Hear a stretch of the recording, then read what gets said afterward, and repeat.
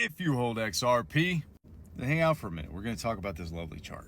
And I'm going to tell you about a pretty crazy investment move that I made over the weekend. But first off, it looks like price is trying to break down below support again. Guys, we might just get one of those sub-dollar buying opportunities for XRP, which I'm not going to complain about.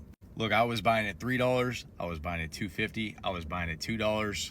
That's the whole point. You want to accumulate when prices go down, and then you want to accumulate at the bottom. It is a big week for the Clarity Act. I think they gave a deadline for the markup for this week.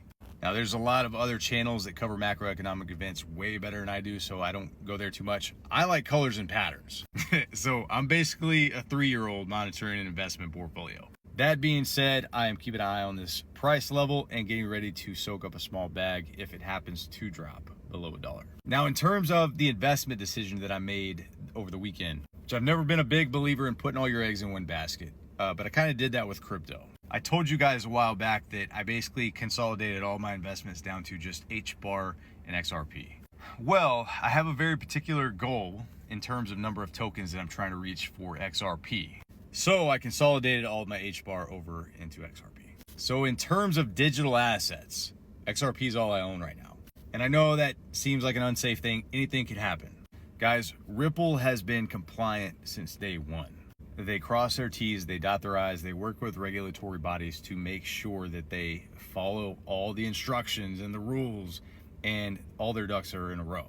So I personally believe that it's one of the safest investments you could have in digital currency. So I don't feel bad about it.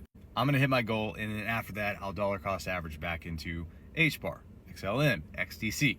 Because something I've gone back and forth over, which I still am not 100% on what I'm going to do. But I think there's a high likelihood that I'll never sell any of my XRP and simply leverage it and borrow against it. So as my portfolio, my bag of XRP grows over time, I will borrow against my XRP to buy other assets.